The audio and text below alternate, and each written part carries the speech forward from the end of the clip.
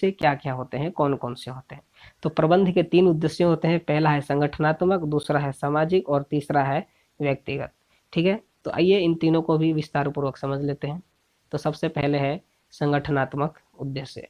इसका अभिप्राय संगठन में उपलब्ध मानवीय व भौतिक संसाधनों का उपयोग सभी हितार्थियों के हित में करने से है।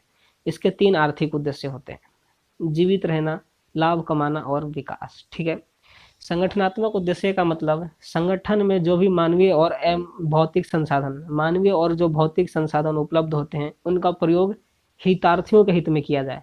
मतलब ये जितने भी संसाधन उपलब्ध हैं उनका प्रयोग उन्हीं के हित में किया जाए जो कि उसके असली हकदार हैं। ठीक है, मतलब जो भी संसाधन है उनका फालतू का बर्बादी ना हो, इधर उधर फैलाया ना जा सके, बर्बाद ना हो सके, वेस्ट ना हो, इसलिए उन सारे संसाधनों का प्रयोग उन्हीं के हित में किया जाए जो कि उसके हितार्थी हैं। ठीक है, जो कि जिनके हित में वो होना चाहिए उन्हीं के हित में उसका प्रयोग किया जाए। ठीक है, और जो ये संगठनात्मक उद्देश्य हैं इसके आर्थिक उद्देश्य भी होते हैं। तो इसके 3 आर्थिक उद्देश्य हैं, जीवित रहना, लाभ और विकास। ठीक है, ये संगठनात्मक उद्देश्य हैं, जीवित रहना, लाभ कमाना और विकास। हर एक संगठन चाहता है कि वो लंबे समय तक जीवित रहे और हर एक संगठन ये भी चाहता है कि उसको अच्छा लाभ हो और वो अपना विकास भी करना चाहता है। ठीक है, तो ये 3 उद्देश्य हैं जो संगठनात्मक उद्देश्य के हैं। ठीक है, तो अगला है सामाजिक उद्देश्य। इसका अभिप्राय प्रबंधकीय क्रियाओं के दौरान सामाजिक हितों का ध्यान रखने से है।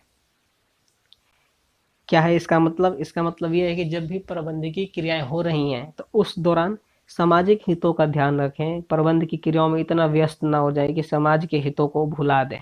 ठीक है, तो सामाजिक उद्देश्य का मतलब यही है कि जब भी काम करें तो उनके हितों का ध्यान रखें। अब उनके हितों का ध्यान कैसे रखेंगे? जैसे रोजगार के अवसर उपलब्ध कराना, आप कोई संगठन लगा रहे हैं, कोई कंपनी लगा रहे हैं, तो उसके साथ ही आपको सामाजिक हित को भी ध्यान रखना है। तो उसके लिए आप क्या करेंगे? रोजगार का अवसर उनको उपलब्ध करा देंगे, उनके आसपास के वातावरण को दूषित होने से बचाएंगे। ठीक है, तो जितने भी ऐसे कार्य हैं वो सामाजिक उद्देश्यों की पूर्ति के लिए किए जाते हैं। ठीक है, तो ये था हमारा सामाजिक उद्देश्य। अब देख लेते हैं व्यक्तिगत उद्देश्य कौन से होते हैं, क्या इसका मतलब होता है। तो इसका अभिप्राय कर्मचारियों के संदर्भ में निश्चित किए जाने वाले उद्देश्यों से है। व्यक्तिगत उद्देश्य का मतलब क्या है? व्यक्तिगत उद्देश्य का मतलब कर्मचारियों के संदर्भ में, मतलब कर्मचारियों के संदर्भ में जो भी निर्णय लिए जाते हैं, जो भी निश्चित किए जाते हैं, उन उद्देश्यों से है कि कर्मचारी के लिए कौन से उद्देश्य निश्चित किए गए हैं। जैसे कि इनकी जो कर्मचारी होते हैं, जो कि व्यक्तिगत उद्देश्य होता है इनका, उनका क्या होता है? वित्तीय आवश्यकता है। वित्तीय आवश्यकता में कर्मचारी चाहता है उसको अच्छा सैलरी मिले, बोनस मिले, ठीक है, लाभ भागिता मिले, सहभागिता मिले। जितनी भी ये आवश्यकताएं वो सारी होती हैं वित्तीय आवश्यकता में, जो कि कर्मचारी प्राप्त करना चाहता है। इसके बाद कर्मचारी की एक दूसरी आवश्यकता होती है सामाजिक आवश्यकता। इसका मतलब ये होता है कि कर्मचारी जहाँ पर जिस स्थल पर कार्य कर रहा है वहाँ का उसके जो सामाजिक आवश्यकता है वो पूरी हो। सामाजिक आवश्यकता का मतलब उसका सम्मान करें, ठीक है, आपस में उसका भी कोई एक लेवल हो, उसके ऊपर उससे बातचीत की जाए, आपस में दोस्ती करके रखें, मतलब आपस में मिलजुल कर रहें। ठीक है, तो ये सामाजिक आवश्यकताएं होती हैं। अगला है उच्च स्तरीय आवश्यकताएं।